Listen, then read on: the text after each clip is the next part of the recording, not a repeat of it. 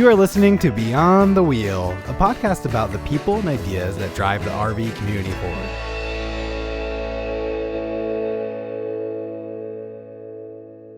Looking to get out there and stay out there? Battleborn Batteries lithium-ion batteries are here to power your RV, marine, and off-grid adventures. Designed as an easy drop-in replacement for traditional lead-acid batteries, these reliable solutions have 2 to 3 times the power, charge 5 times faster, are a fifth of the weight, and last 10 times longer. Offered in a variety of models in unique sizes and shapes, ranging from 50 amp hour to a robust 270 amp hour, and backed by a 10-year warranty. Battleborn batteries are built to fit your needs and power your experiences. On the road, on the water, and off the grid, reliable power is here. Check them out at battlebornbatteries.com. Hey everybody, welcome to Driver's Edition of Beyond the Wheel podcast. And today our Driver's Edition is a little organized, I guess, thanks to Kenny. We have kind of a theme, and the theme is even with sales down, companies are looking towards the future with innovation and spending the money to expand their companies. Yeah, and I think it's no secret that sales were high in the RV industry for a very long period of time. And it was just a matter of time before sales started coming down. But even with the sales number coming down, we are seeing a lot of money put back into the industry. And I think that's a good sign that, these large companies are looking ahead to the future. They're looking the fact that, the sales are going to come back. They're going to level off, and RVing is not going away, I think is the major takeaway from everything that we're going to share with you today. We got a lot of news to share with you from campgrounds, from some services, from manufacturing, that all points in the direction that, these companies are getting poised to be able to handle the supply demand once it turns around and the industry itself continues to bounce back and grow stronger probably than ever before. Yeah, and I think not only the same old companies, but there's new companies coming online too, which is great for the industry. Yeah, and with a lot of innovative ideas behind these new companies as well. So really exciting stuff coming up.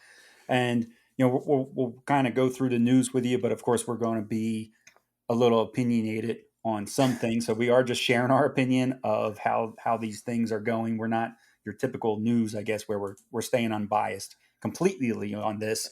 We are sharing, what we feel this means for the industry as it continues to go on.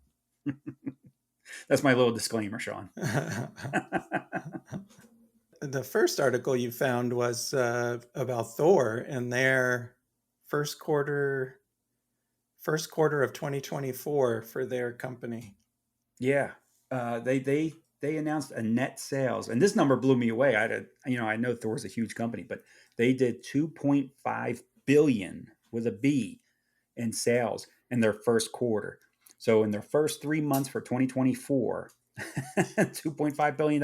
And I thought that sounded amazing. And then when I continued to read, it told me, in the article that it is down, 14%, that last year, their first quarter was at a 3.11 billion for their first fiscal quarter. And I was like, wow. I'll tell you, I was really surprised by that number. I mean, it is down a decent amount, 14%. But like, we said right in the beginning, the industry was so high for so long. It was just a matter of time before it did start coming down. But Thor says that they are very happy with the performance of their of the start of the fiscal year.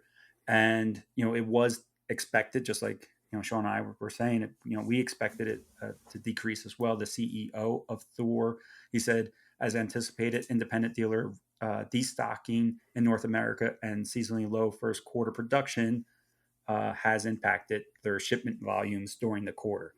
So, it's not just Thor that's down a little bit. You'll hear throughout this, all the manufacturers are down a little bit right now, except for maybe some of the new dealers or manufacturers rather that just started putting product out there. But the ones that have been around for a little while, they're all, I don't even want to use the term suffering when they're still making $2.5 billion, but they're all those, they're suffering from lower than normal sales.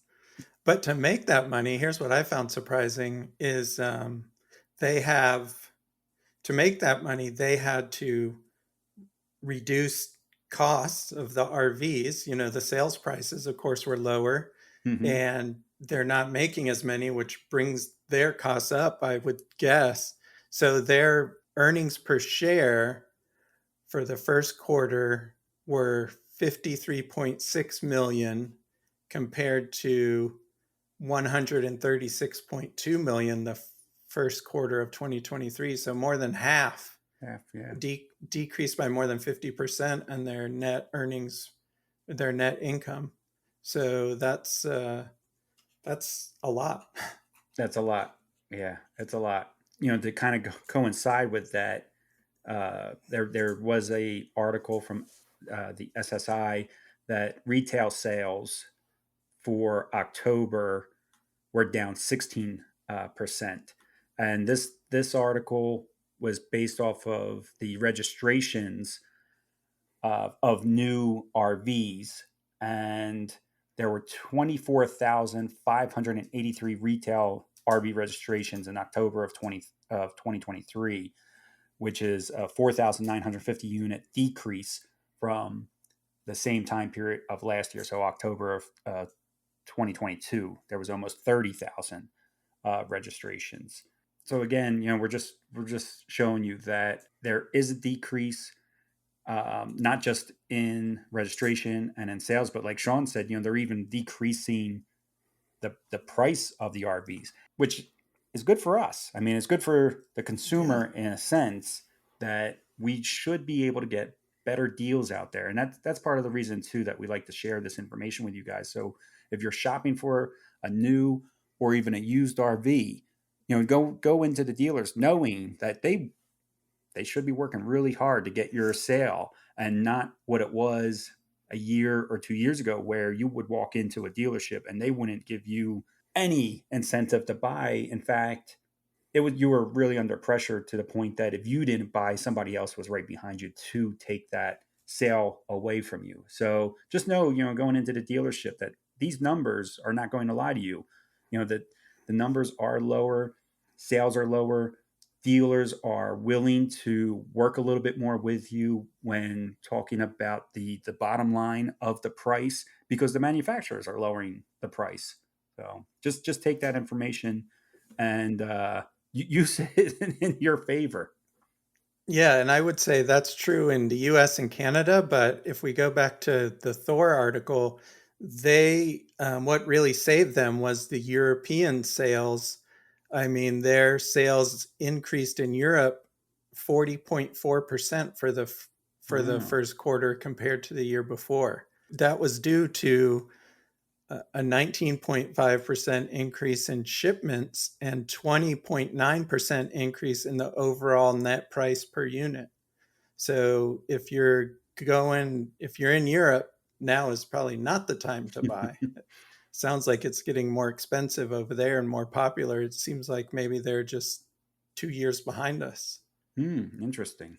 It's not like it's new there, so I wonder what's driving their sales higher, because it's not like, in fact, to be honest, a lot of our innovative ideas here usually comes from the European market, because they're usually a little ahead of our curve as far as manufacturing wise goes, and the appliances that go into the products. So I wonder what's driving theirs to increase while ours is I have now a on the theory, decline. Kenny. What is I it? have a Yeah, no, theory I'd love to about it. hear it. I think that in part it's due to social media because the YouTube influencers, I think, were mostly US based for many years. And I think now you're starting to see on YouTube more influencers, both European or US RV influencers that have gone and have done traveling Um, throughout Europe. And I think that may have an effect on the popularity of RVing, or I guess in Europe they call it caravanning, but the popularity because of social media, I think. yeah, that actually makes a lot of sense. And you're right. I did see more, even American influencers traveling overseas. So yeah, that's actually pretty good insight there, Sean. I think you might be onto something there. That's my guess.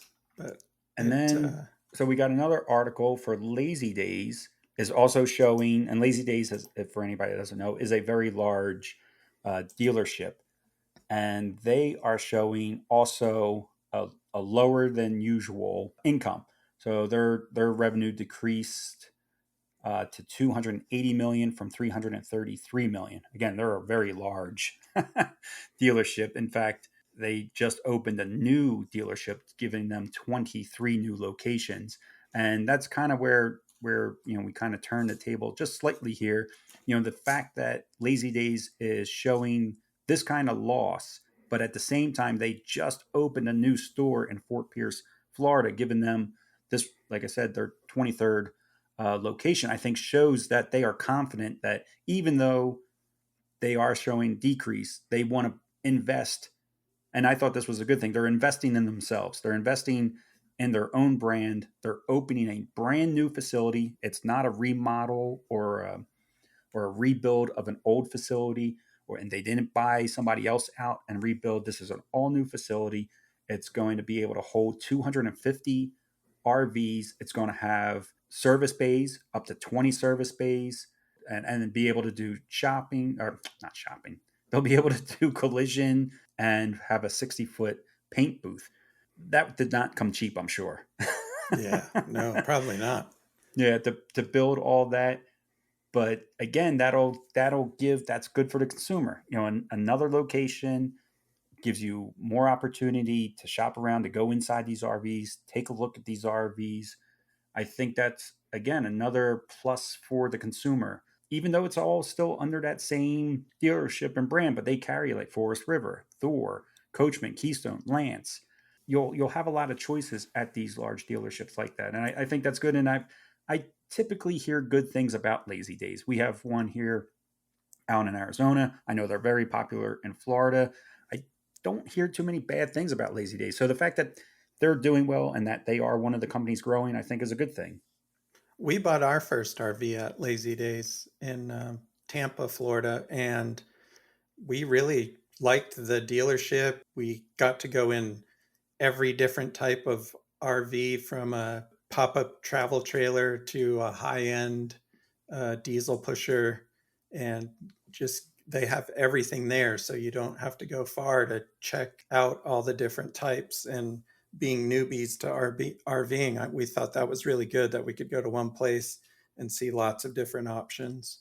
And then, of course, since we bought there, we had some of our maintenance done there, and that was pretty efficient too.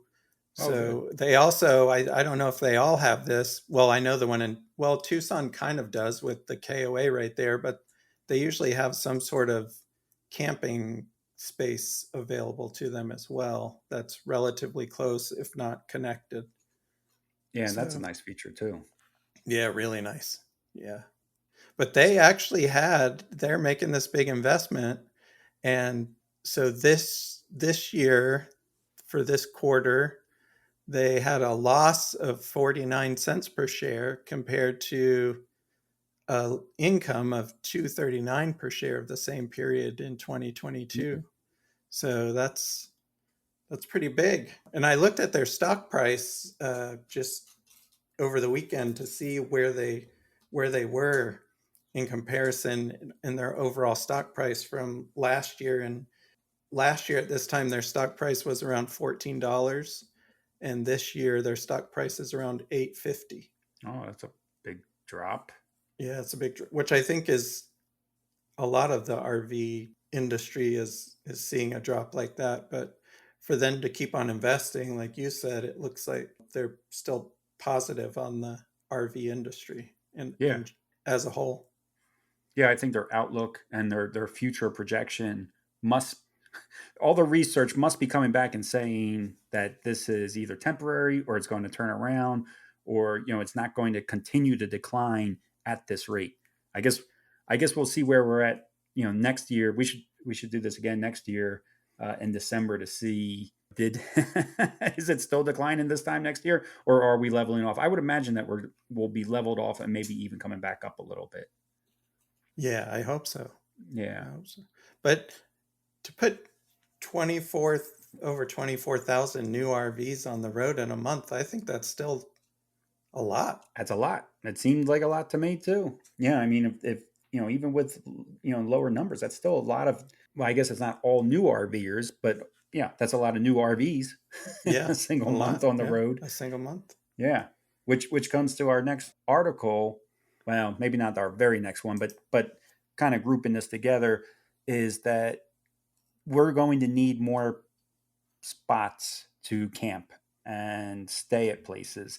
And I'm hoping this is going to be a trend. So I'm familiar with this place too because I grew up in Philadelphia. But the Six Flags out in New Jersey is partnering up with a company called Bush Tech Safari USA, and which is a leading luxury tent manufacturing company. But they're partnering up with Six Flags to install 24 glamping tents on their property. So you'll be able to stay at these tents and then go enjoy the park. And I really hope that this does well for them. I know these are tents and they're not RV sites, but I hope this does so well that it opens it up to the idea for them that, why don't it be cheaper for them? I would imagine. Let's turn a section of our parking lot into somewhat of a campground where RVs can just park and stay. They wouldn't have to build anything for us Yeah. except just give us, space. So I'm really hoping this idea takes off. I'm hoping that this idea takes off to the point that not only would they expand it to RVing for the Jersey location, but Six Flags, there's Six Flags all across the country. If they would all start adding a little bit of camping to their sites, almost like Disney does down in Walt Disney World, then I think that would be just a win-win for everybody. It gives us a great spot to stay that's convenient in location for us to go enjoy the parks. It also just opens up more camping spots for us to find when camping is difficult at times to book. So I really hope that this idea just is such a great success for Six Flags in that Jersey location. Yeah, I was thinking about this, Kenny, and I know that Disney does it down in Disney World, but also all the casinos that allow you to Mm-hmm. do it. They're kind of, I consider them amusement, kind of. Yeah. And there's tons of casinos that allow RVs to stay overnight, and I think it's a great idea, especially with people with larger families that maybe have to travel there, and it's a lot cheaper than a hotel to stay in a RV if you have one. I think this may bring more customers to them. So yeah, I'm with you. I hope it works out for them with these glamping tents, but I would really like to see more RV accessibility at some of these amusement parks. Yeah, and like you said, Sean, cost wise, it's much cheaper to stay in your RV. And if you're right on property, maybe you could just walk into the park. So then you're not even using fuel in your tow car or whatever to get back and forth to the park and back to your site. If you're just able to walk back and forth, if they made like a little walkway, that'd be great too. Or offer some type of shuttle bus or anything like that. Yeah, the casinos actually are a great example of this too. And I've stayed at, I would say, three casinos that actually had hookups at their casinos. It's more than just a parking lot sometimes. Sometimes they charge for you, and sometimes it's free. Sometimes they'll let you hook up for 1 or 2 nights. There's one in Oklahoma that I really like. There's another one and the one in Oklahoma was free. That's Roland, Oklahoma. That is a Cherokee casino, and that one has free hookups, and you're allowed to stay for 2 nights. There's another one I'm thinking of that I can't remember where it was, but that one did charge a little bit. It was like maybe $20 a night. Nothing crazy because overall they want you to come in and gamble. That's where they're going to make their money. Yeah, we stayed at one in California that had hookups, and even like it was more like a campground, but it was right by the casino, and it was really inexpensive, but nice. Oh, you know what? I just thought of two more locations. There was one out called Feather Falls Casino. That was more like a campground. That was a KOA. That's one of my favorite KOAs that I've been to. It was a lot of fun. And there's one called Ute Mountain in I believe that was Colorado. Again, more like a campground setting. So yeah, I think these ideas of areas that have some type of entertainment give us a little bit of space to park our RV, and we'll come in and we'll spend the money. Yeah, for sure. It's a win-win situation, and it actually brings us to one of our next articles here. Is that we did talk about this earlier in the year, the Three Ponies RV Park also in Oklahoma, started to break ground. So the Three Ponies RV Park and Campground is going to be a luxury outdoor resort. It's going to have 300 cabins. This is a huge place. 300 cabins, 750 RV sites, all on 320 acres of land. The nice thing about this is that it's going to be part of that American Heartland property, where it's going to be a family park. I'm guessing it's going to be an amusement park. I don't know, Sean. Do you remember when we did talk about I the think it is. Heartland? Yeah, for sure. Yeah, Yeah, I think it is. and it's costing them it's a $2 billion entertainment destination development, and it's right along Route 66, which I thought was great. Maybe another reason people love to travel along 66, and just bringing some type of industry back to that classic roadway I thought was a really fun idea too. But I'm mostly interested in the fact that they don't have a campground right there and RV sites. How many times in the last 12 months have you driven through Oklahoma, Kenny? Oh, geez, I don't know. Maybe six, Yeah. 6 So to it's a eight good times. spot. It's a nice central spot to have a place with 750 RV sites because it is such a popular travel throughway, I guess. Yeah, yeah, I'm on I-40 often through there, and I'm really looking forward to it. I'm definitely going to stay, even if I'm not interested in the amusement park. Like I can't do rides like I used to when I was younger, but I'm going to stay just because I want to check it out. I'm not want to go in. I'm not want to walk around the park. I'm not see what what they're doing there. I mean, I think it just sounds like a fun idea, and I'm really excited that they're adding and thinking of RVers when they're developing this property. They could have easily just turned that all into parking spaces. Yep. And you don't necessarily have to be an RVer with 300 cabins. Again, you're going to be able to stay on the property, hopefully either walk in or maybe have a shuttle, and give you kind of like that immersive experience. I think it's a great idea. Again, I hope this is an idea that really works out, because somebody's spending a lot of my $2 billion. Yeah, this one really reminds me a lot of how Disney has Fort Wilderness with Hmm. the Yeah, cabins same. and the RV spots. Yeah. Yeah, and I wonder, like, when it does open, if we will see a lot of similarities between the two. I mean, 750 campsites, RV sites is a lot. So I wonder, just like Disney World does, where you have that interior bus shuttle that drives you around inside the campground. I wonder if they're going to need to do something similar, because I mean, it sounds like it'd be a good spot to bring your bikes too, ride around on your Did bike. they say when? I don't remember if they said when this was going to open. No, they I just said thought it that. was in 2024 sometime, but maybe I'm just Oh, I think. thinking that.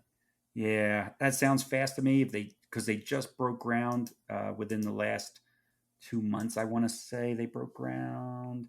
So I think that would be fast to have it completed by the end of the year. Oh no, it's scheduled to be completed in 2025. Okay, okay, that's not bad.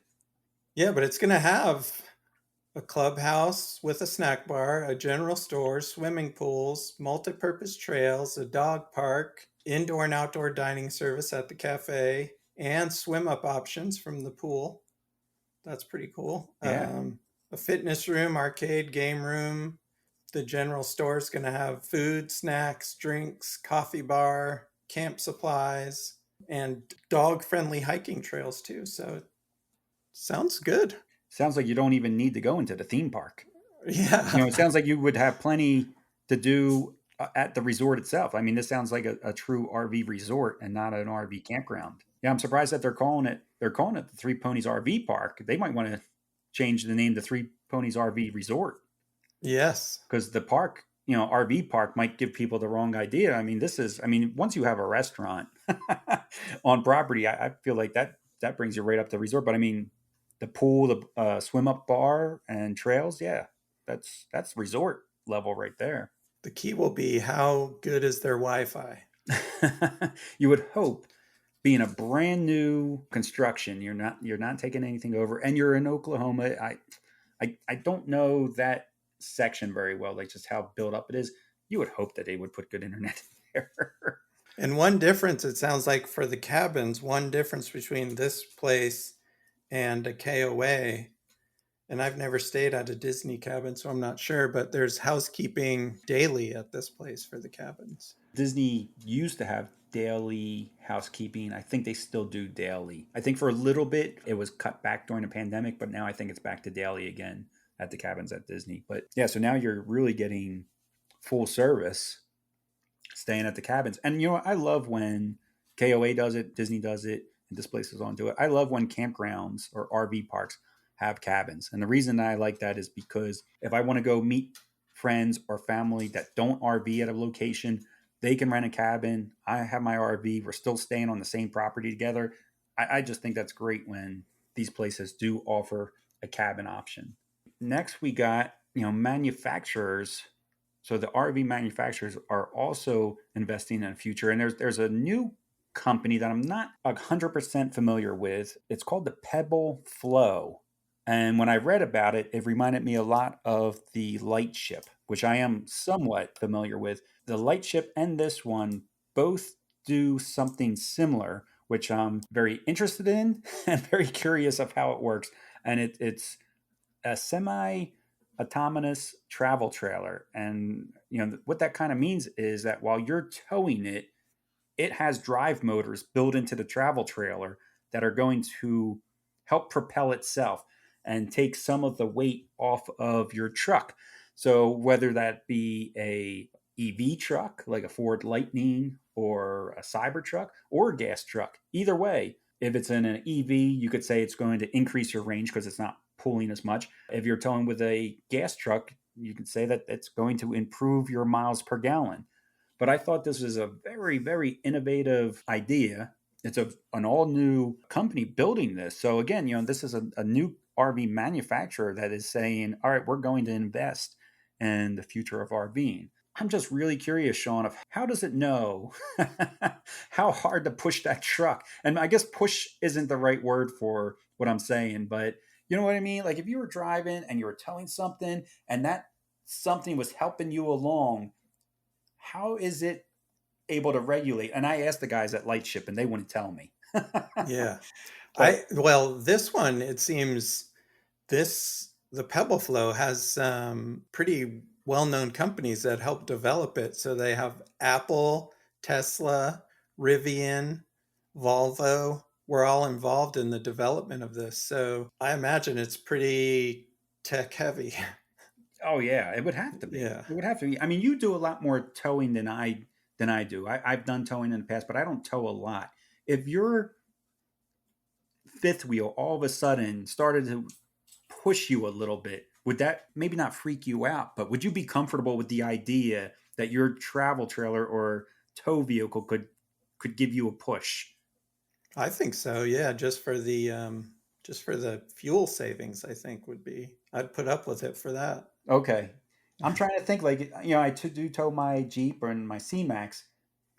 I think I'd be leery on it for a little bit. I think I'd be nervous, like, what if I want to stop and this thing wants to go type of thing, have like a mind of its own type of thing. I think I would want to understand the workings of it a little bit more and how does it know how much to give you? Like if you're on a highway, you're doing 50 miles an hour, it's giving you X amount percentage. If you're stop and go traffic, does it even bother? Is it like giving you a push off the line? Does it wait till you reach a certain speed? I'm really curious of. I hope we start learning a little bit more about it. Like I said, I saw that Lightship over at the Overland show, and the guys were really super nice there. They let me tour it, they let me take photos of it, and ask them tons of questions. If I asked them a question and they didn't want to answer, they just said no comment, and that's pretty much what they told me when I asked them, like, how does it know? How much? They said, man, we can't talk about it yet. The most amazing thing about the Pebble Flow, is the price. I mean, it's starting at only 109,000. I think the Lightship is like It's higher than that. 300s, right? Yeah, it's much higher Yeah. than that. With the amount of companies that worked on the development of this, it's surprising that it has a starting price of that low. I mean, for what it is, I mean, once you add drive motors to anything, you're going, I mean, even a gas coach, once you throw a motor in something, it always increases the price. So the fact that we'll see if it really winds up being that price. But yeah, the fact that they're able to do that, I think it's a fair price for what it can do. It's also going to have like a remote control system to it so that when you arrive to your site, if you wanted to, you could disconnect your truck and then park it by it on its own. I think that's a great advantage too. I mean, some of these campsites are tough. I see people, especially if you're new to RVing and you're new to towing a trailer, you see some people that are struggling to get their Struggling. and and what do they say, Sean? Yeah, like with the husband and wife team, it causes more arguments, I think, than almost anything else. It definitely has to cause more arguments than anything else you do in RVing. Is having your husband or your wife trying to back you into a spot. It's not fun. Without a doubt. Without a doubt. So this could possibly save your marriage. Yeah.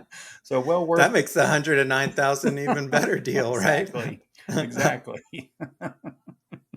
So yeah, I think it's a really cool. I'm really looking forward to seeing more about them, seeing more about the light ship and how that all comes around.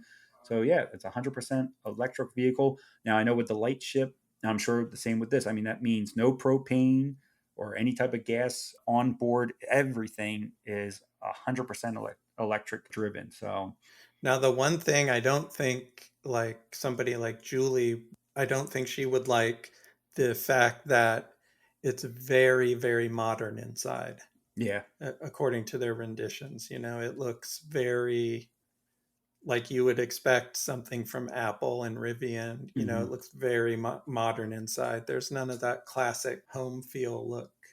Yeah, and when I saw the light ship in person, I would say the same thing about that one. I would almost say it has a very sterile look Yeah, that's a about good the word. inside. Like it's very not too modern, but just sterile. It Very little wood. yeah, it doesn't have a home-like feel to it. Like even countertops and stuff like that, like almost hospital style countertops, and even your cabinetry and everything was almost too clean, too smooth. Which I guess in the long run, it's probably a weight thing. It's probably keeping things clean. Yeah, and they're going for that look. I mean, they're going for a futuristic, high tech type of look. I mean, if you look inside a Tesla, even your dash doesn't look like your typical car dash. You don't have all the knobs and buttons, and it is a more sterile look, even inside like the EVs. Yep. Jumping into something else, I thought this was a really cool article that also will help keep the RV market growing. Is that a company called DYRT did a survey saying that winter camping is growing in popularity, and I believe it. I When believe it even too. yeah, I see more campers out on the road in the wintertime in areas that I feel like that I wouldn't have seen a couple years ago. I don't even think that these people are just the snowbirds hitting the warm spots. I think they're camping in more colder climates. I think the RVs themselves are offering more cold climate packages, making people a little bit more confident in the fact that they can go in colder climates and camp. I think that has a part of the reason. But they're showing that near 1/3, 31% camped during the winter in 2023. That's a sharp increase, 40% increase from 2019 and 2021. And they're also saying that that trend is not tapering off. So I think the fact that we're going to get campers that are using their RVs more throughout the year, they're getting more use out of their RVs, is going to be a positive, have a positive effect on the RV industry as well. The one issue I see with this, especially like I see it around here where I live up in the very northern part of Virginia, is that in the wintertime, a lot of campgrounds close, Mm-hmm. maybe because they don't have the infrastructure to keep the pipes from freezing or things like that. So I'm guessing that a lot of this may be boondocking type camping, no hookups type of Yeah, stuff. quite possibly. But I wonder if they start seeing this trend in that area, if they would do something to their campground to reinforce piping, insulate piping, and just extend. They don't have to go all the way through the season, but maybe even extend maybe an extra month on each end of when they would have normally been closed, just to increase their, because they might be closing too, just in the fact that they didn't have the revenue to stay open because nobody was coming up there anyway. So yeah, I'm really curious to see how this affects the campground market as well. Or even just have like 10 sites that you've upgraded. That is something. There's what's the name of it? I'm drawing a blank on the name of the campground that Sabrina and I used to stay at in Virginia. I want to say it was Newtown, but I don't think it was. That's what they would do. They would close off a section of their campground. Almost like 2/3 of their campground would close, and they would only leave 1/3 open the rest of the year. So 1/3 of it was always open, and then once the true camping season was back in operation, then they would open the rest of the campground. Now, unfortunately, the last time that we stayed there, they did have issues with it being cold. Their sewer and plumbing froze and exploded. Well, exploded. Oh, Not cracked, I guess is the better yeah. word. Didn't actually explode. But while we were there, we weren't able to dump our tanks or refill our fresh water because, like you said, the infrastructure wasn't there for it. But yeah, I'm looking forward to seeing more people camping out in the wintertime. I know Sabrina and I have done a ton of winter camping. And for me, I really like the cold weather. So I have a good time camping in colder climates. Yeah, and you've done like real winter camping, Erie, PA Yep. winter camping. Yeah. But again, like you said, Sean, it is, the difficult part is finding places that are open. Well, we were just in Bisbee, Arizona last weekend. It was going down to like 25 degrees at night, and the campground had to sign something. And it was a smart idea, I guess, on their part that said you must disconnect your water hose every night when temperatures, it is your responsibility. If you damage our water connectors because you left them, you're responsible for the repairs. So I was like, that's a good way to work around it too. Let the campers know that they're going to be responsible for taking care of the equipment at the campground in these colder climates. And then our friends over at, I say friends because Joel's been on the show a couple of times, a Harvest Host, announced a partnership with Cruise America. And this is something, well, one, that was news to me, but this other part was news to me. I didn't know that you could purchase Cruise America. I mean, it makes sense that you could purchase one of their rental vehicles after they were finished with them from them. I just figured maybe they sold them off to dealers and then they were like sold individually, privately, something. But apparently you can go on like Cruise America's website and purchase one of their older RVs. And I did go on to take a look. I don't know, did you take a look at any of the prices or anything like that, John? I did not. I No. was just really curious. So well, I'll talk about the partnership first. The partnership is that you get a 1-year membership of Harvest Host if you purchase your RV through Cruise America, if you purchase one of their used RVs. So I thought that was a fun idea. We really like Harvest Host. You're a big fan of Harvest Host because you actually stay with them. I'm just a fan of them because they've been on the show, and I think Joel always has a really good interview with us. He's a very transparent owner for the company. I think he's a good guy, and I think he's good overall for the RV industry.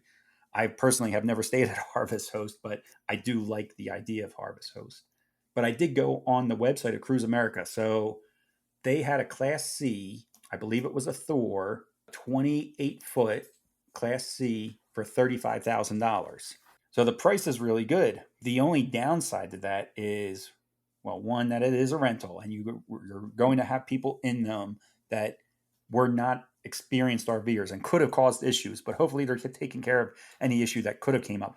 But that Class C for $35,000 had 150,000 miles on it, which is a lot of miles. I mean, I have 130 some thousand miles on our Class A, and that's considered a lot. So when I don't see RVs with more miles than mine typically. So when I saw that number, I was like, man, they got like 20,000 miles on them. It was kind of a, I guess sticker shock wouldn't be the right word because I thought the price was perfect. I was like, wow, 35,000 and you can have a motorized RV and it looked very nice. So I have to say, outside and inside, it looked brand new. The inside of the RV looked brand new. The outside looked brand new.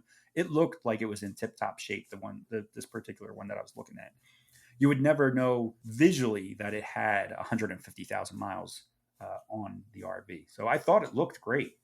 But that number did surprise me, that 150,000. They're all, I've never seen anything but Class C's. I think they're when all I've seen Class them as Cs. Cruise America. Yeah. Yeah, I tried to kind of scroll around on their site to see if I could find a Class A, and I could not find one. It seemed like everything that was coming up was a Class C. But it's still nice that, again, this was Harvest Host is a well-known company in the RV industry. Cruise America is another well-known. So the fact that they're working together, partnering together, hopefully this is something that they continue to do. I know at the moment the article said that it was kind of on a trial basis. It's for a temporary period of time, maybe just till the end of next year. Hopefully this works out well for both companies and they continue to work together. I think it's nice when we see RV companies in general work together. I like to see that. Yeah, and for anybody that's buying one, I mean, they can get a lot of. There's so many Harvest Host locations now. They can get a lot of use out of that RV for very little additional cost. Yeah, and I didn't see it written in the article, but I wonder if it also included the Boondockers Welcome now that Harvest Host owns Boondockers Welcome. It only says Harvest Host everywhere that I saw in the article, which leads me to believe it doesn't include the Boondockers. But maybe if you get the Harvest Host, maybe for a small additional price, they'll let you add the Boondockers Welcome onto it or something like that. That would be nice if they did.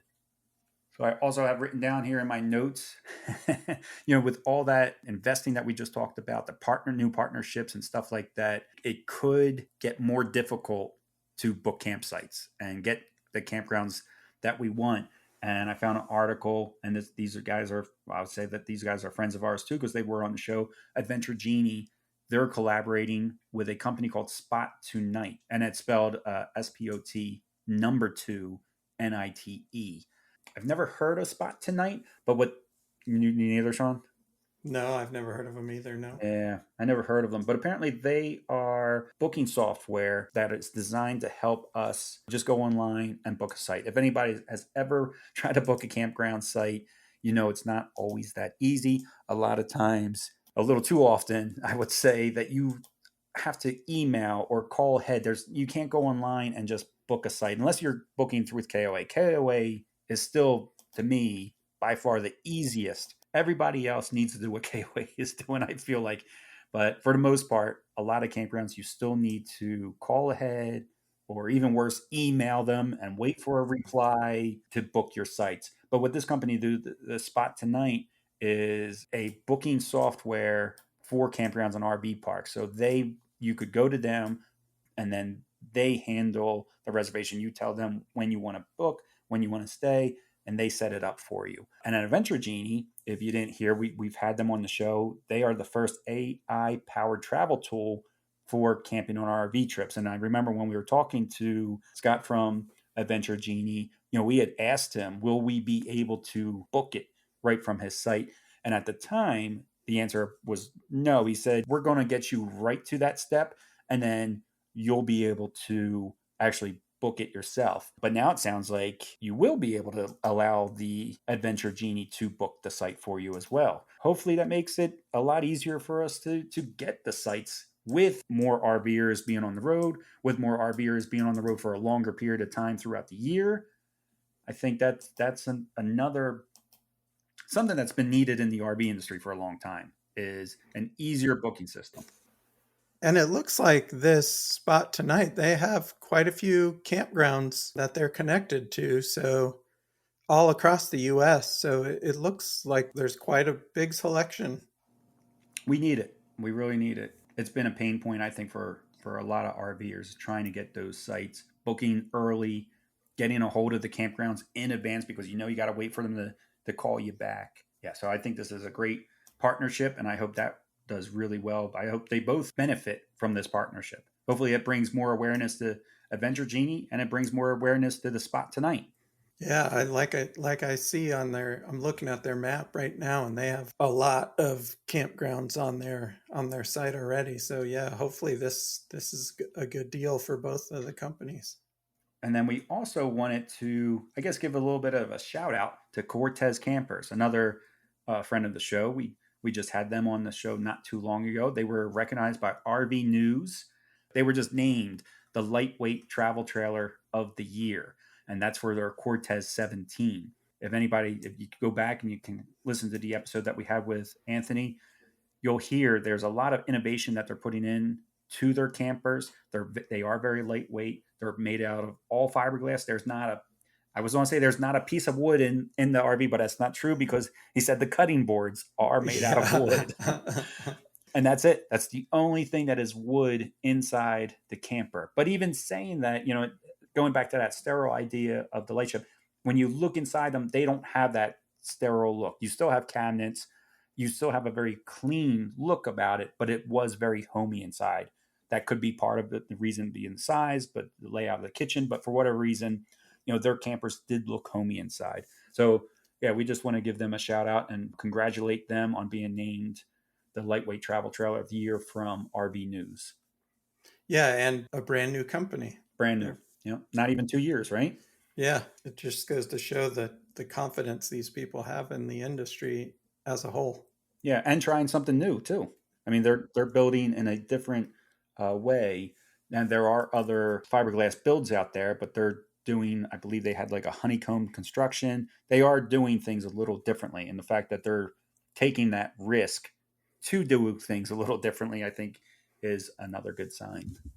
Yeah, for sure. Well, I think that wraps up the episode, right, Kenny? I think so. That's everything that we wanted to share with you guys. We just want to let you know, if you're out there shopping, you have the power right now. We don't know how long that'll last for until things start turning back around again. But if you're looking into getting into RVing, I think this is a great time to jump in. If you're new to it, I think now's the time to get into it. I think this is a great time for you to start RVing, exploring the country, meeting new people. There's so many great benefits to RVing. It's truly been a life changer for myself. I really appreciate the community and everything that goes on in the RV industry as well. So that's it, everybody. I hope you have a great night or morning if you're listening to us in the morning. Safe travels, and Sean and I will catch you next time. Looking to get out there and stay out there? Battleborn Batteries lithium-ion batteries are here to power your RV, marine, and off-grid adventures. Designed as an easy drop-in replacement for traditional lead-acid batteries, these reliable solutions have 2 to 3 times the power, charge 5 times faster, are a fifth of the weight, and last 10 times longer. Offered in a variety of models in unique sizes and shapes, ranging from 50 amp hour to a robust 270 amp hour, and backed by a 10-year warranty. Battleborn batteries are built to fit your needs and power your experiences. On the road, on the water, and off the grid, reliable power is here. Check them out at battlebornbatteries.com.